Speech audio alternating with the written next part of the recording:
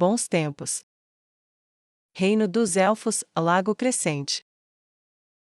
O tempo passou voando enquanto o rei feiticeiro graciosamente respondia a todas as perguntas feitas a ele pelos nobres mais mal vestidos que ele já tinha visto. Era realmente deprimente olhar para eles. Suas roupas eram claramente de tons ricos de floresta, e enfeitadas com, estranhamente, cenas da natureza, como se eles desejassem carregar a madeira verde em seus corpos. Mas rasgos e manchas, tudo havia se acumulado ao longo de muitos anos de uso. Ainz, no entanto, teve a boa graça de não perguntar sobre o que os levou ao seu estado ruinosamente empobrecido. Ele realmente não precisava. Era bastante óbvio quem era o culpado. Depois de algum tempo respondendo, ele olhou de volta para a nova rainha, mesmo sem rosto. Estava claro para ela que ele desejava encerrar.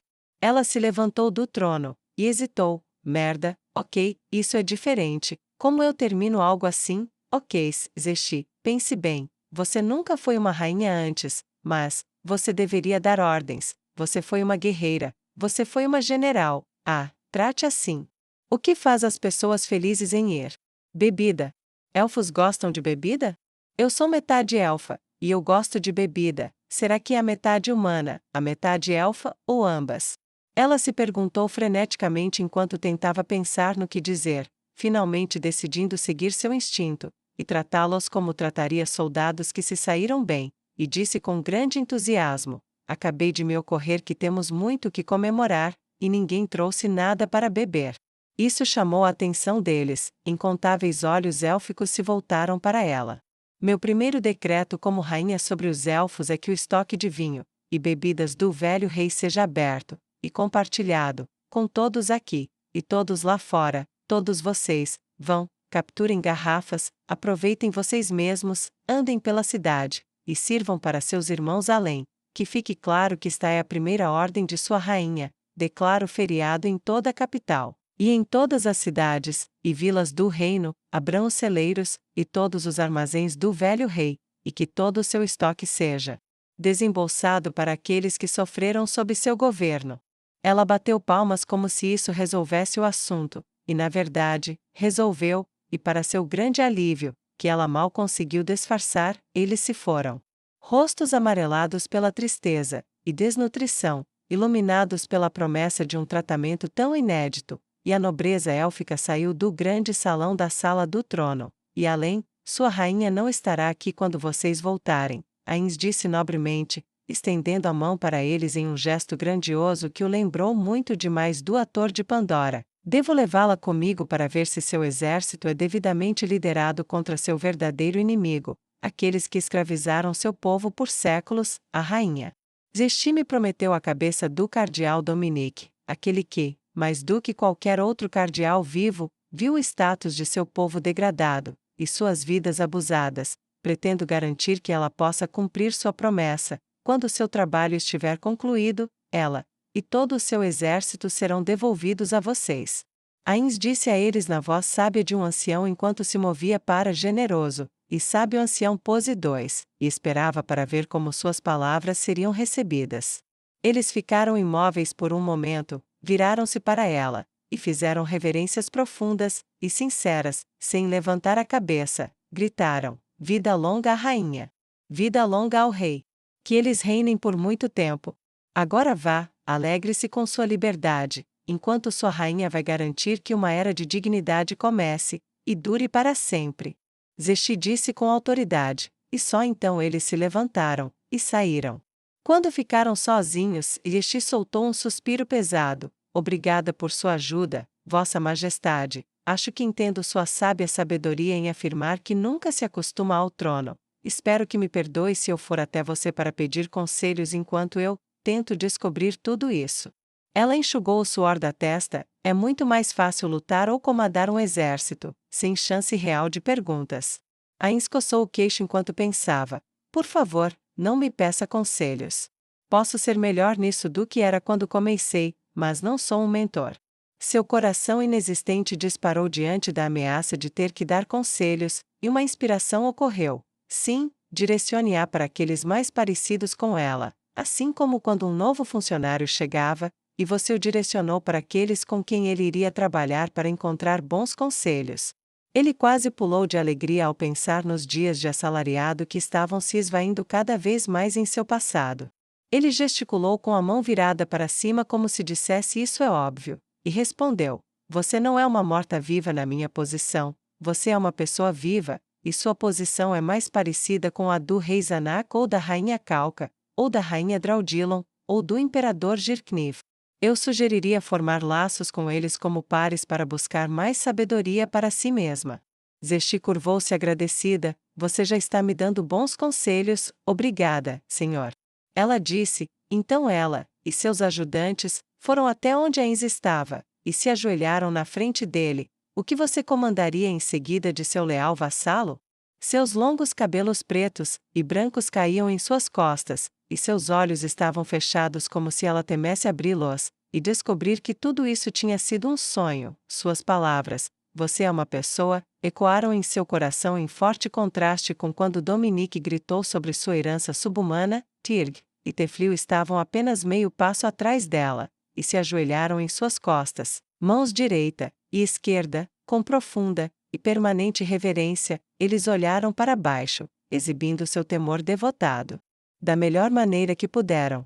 Ainz juntou as mãos com as pontas dos dedos apontadas para ela, ele respirou fundo, e inutilmente, então falou em uma voz baixa, sonora e nobre: agora, você vai recuperar seus 2 exércitos, selecionar alguns mensageiros para informar as terras da fronteira, e o resto deles passará pelo portal. Eles serão colocados com o exército de Neia Barrage em Wheaton, enquanto você e ela se juntam a mim em Forton. Seus 3 membros da Escritura Negra podem ir com seu exército se você quiser, ou deixe-os aqui, mas eu sei o que provavelmente deixaria as pessoas aqui mais felizes.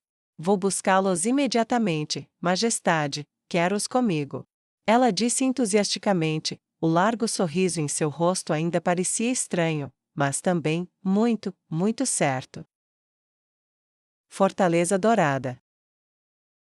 Fiel às suas intenções, Neia dormiu apenas 1 hora, e levantou-se às pressas. Aqueles que só viam fogo por trás das pálpebras fechadas raramente desejavam permanecer em suas camas. Ela simplesmente se levantou, e lavou o rosto para limpar o suor e o sono, e terminou bem quando Scanna entrou na tenda. Estamos prontos para ir, general. Ela disse profissionalmente, então seu tom mudou, sua postura corporal ficou menos rígida, ela se inclinou para a frente, e deixou a aba cair levemente atrás dela. Neia. Ela começou, apenas para ser interrompida por um sorriso vencedor e carismático que iluminou o rosto de Neia como na noite do casamento. Scanna largou as palavras pretendidas, e sorriu alegremente de volta. Não se preocupe, vamos indo, temos uma cidade para tomar. Sim, nós temos. Neia disse com o que parecia uma superabundância de energia. Ela andou com um salto em seus passos para fora da tenda, e foi até seu cavalo na frente da coluna. Um punhado de elfos correu para começar a desmontar a última estrutura temporária, mas não havia necessidade de atrasar a marcha. Laquius correu, e montou no cavalo que esperava ao seu lado esquerdo. Todos prontos? Ela perguntou calmamente, dando um sorriso otimista para suas companheiras. Sim. Cezê disse enquanto trazia seu cavalo para perto, e o colocava entre Neia e Scanna. Neia tirou uma trombeta do pescoço, levou-o aos lábios, e com um chamado estrondoso, ordenou que o exército inflexível e inquebrável avançasse em direção à cidade de Wheaton. A marcha para a cidade foi forçada, eles passaram a noite, e amanheceu. Neia, eles precisam descansar. Laquius sussurrou asperamente. Não. Neia disse, com o olhar fixo para frente. 1 hora depois, Scanna sussurrou para sua esposa. Neia, eles precisam descansar. Não, ainda não. Neia respondeu. Ela mal pareceu piscar enquanto mantinha o olhar à frente. Então, eles estarão cansados demais para lutar se os pressionarmos tanto. Laquius agarrou o ombro de Neia, e apertou-o com força. Você não pode marchar um exército por tanto tempo, e esperar que eles lutem 1 hora após a chegada. Quanto mais cedo chegarmos lá, mais cedo tudo poderá acabar. Neia disse enfaticamente. Ainda estamos a algumas horas de distância, pare, e dê a eles 5 horas de sono, por favor. Scanna pediu. mas quando ela olhou nos olhos de Neia, que mesmo na escuridão pareciam brilhar para ela, ela viu o olhar de obsessão. Então, ela mudou de estratégia. Eles lutarão mais, e vencerão mais rápido se descansarem um pouco primeiro. Além disso, muitos dos escravos nas carroças ainda estão fracos devido às provações. Colocaremos eles, e nossos soldados em risco se chegarmos incapazes de lutar efetivamente.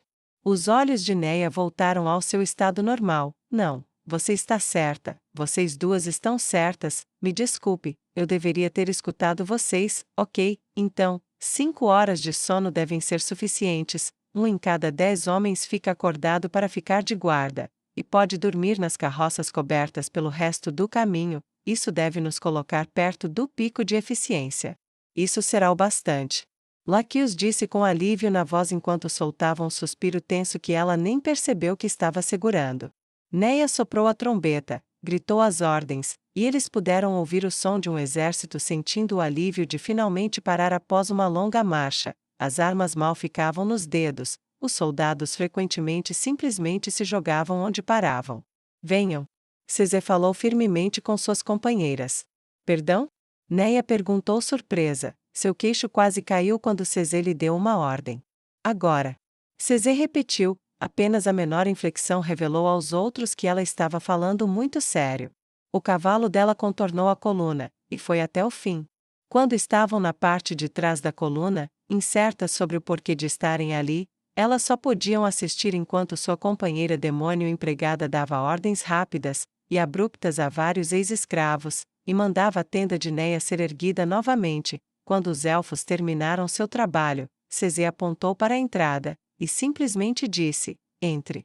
Neia não conseguia pensar em nada para dizer, ela repassou as memórias que tinha de Cesé ao longo dos anos, e nada que ela tinha feito no passado se correlacionava com isso, nada além de uma memória que chegava perto. Quando ela escondeu informações dela durante a invasão de Jaldabaoth, com medo de que Neia recuasse, o que ela não está dizendo, ou porque ela não diz, o que há de errado com ela.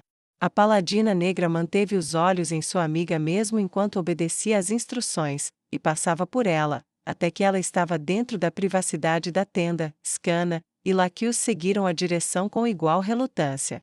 Quando a aba da tenda fechou, e elas ficaram sozinhas, Cesé levantou o braço, e apontou para Neia de uma forma que, por um breve momento, gelou a papa, o olhar sem piscar, e inabalável era enervante. Ela sentiu um tremor nos próprios olhos, e desviou parcialmente o olhar, incapaz de suportar o olhar.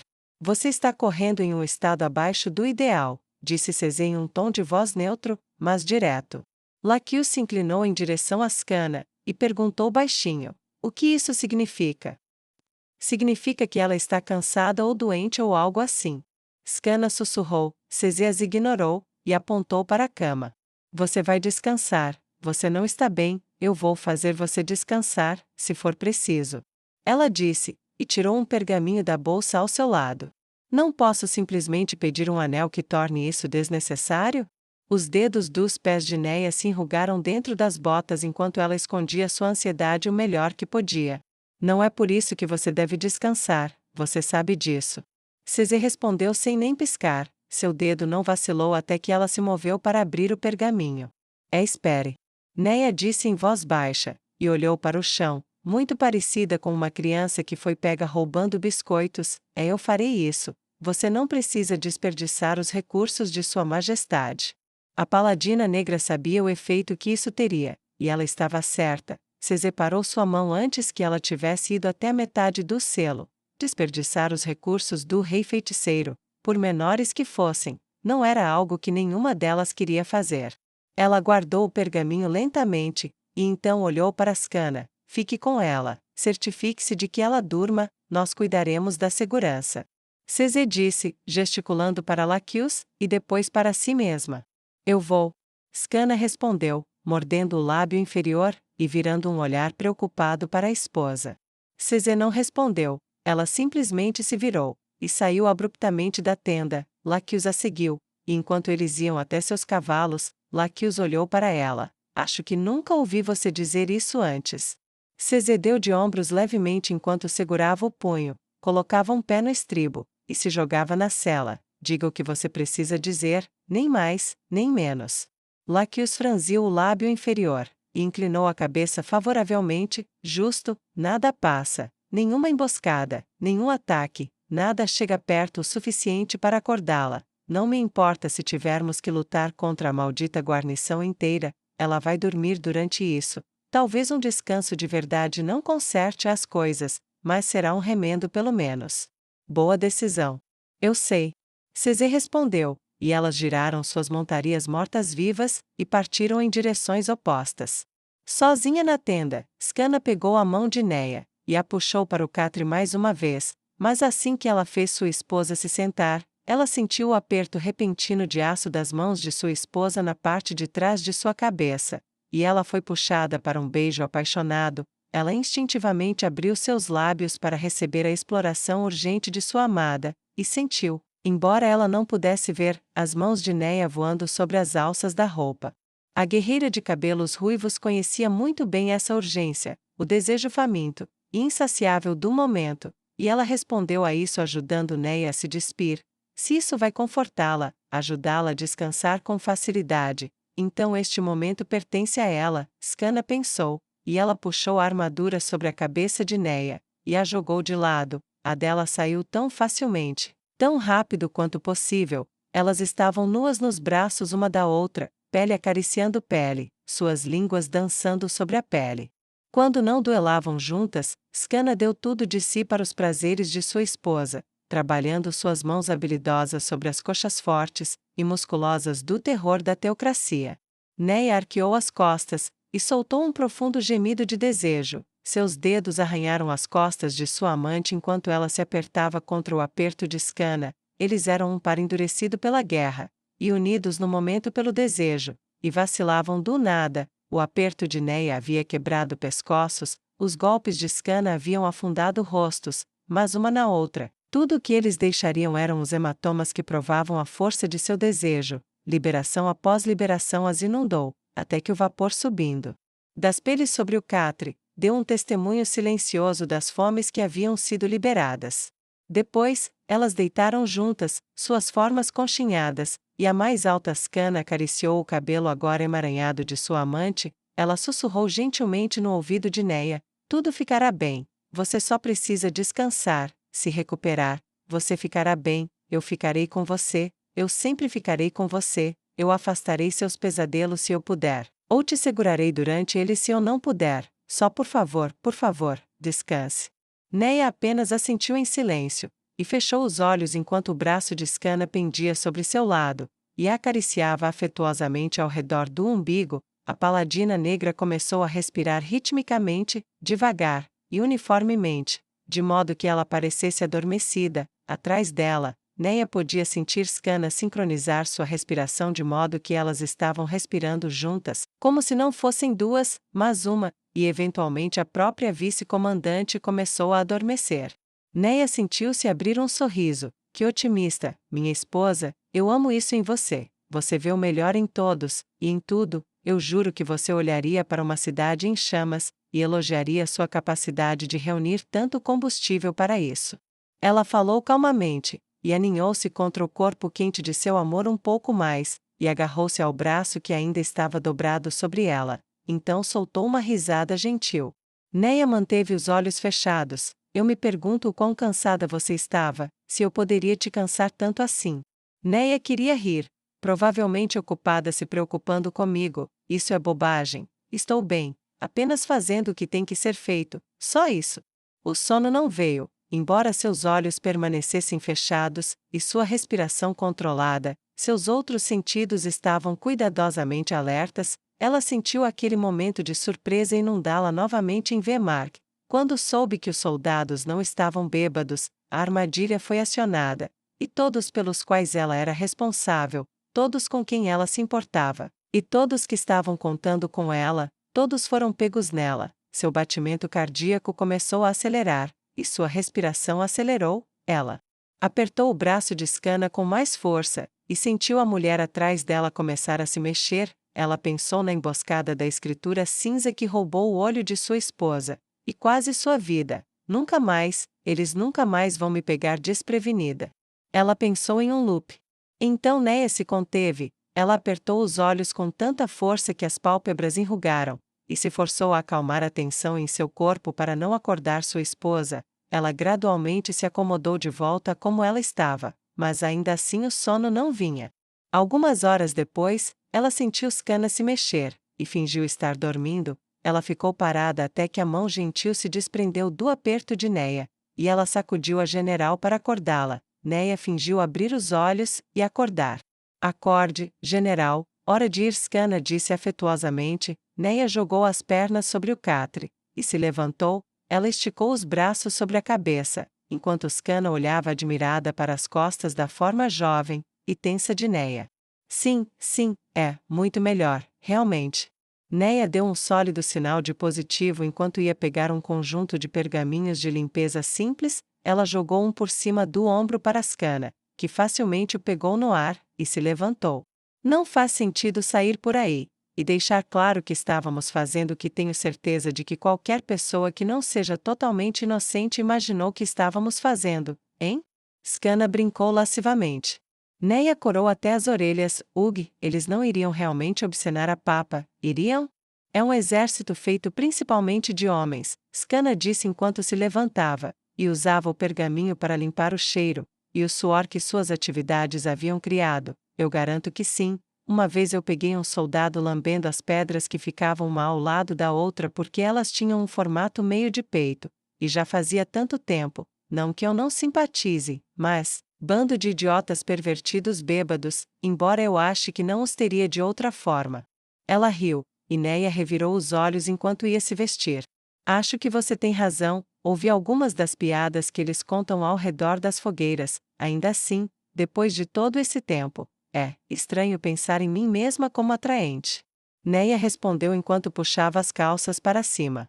Normal o suficiente para mim, Skana disse um pouco arrogantemente enquanto pegava sua blusa, mas embora eu não me importe se você parecer muito, sem tocar.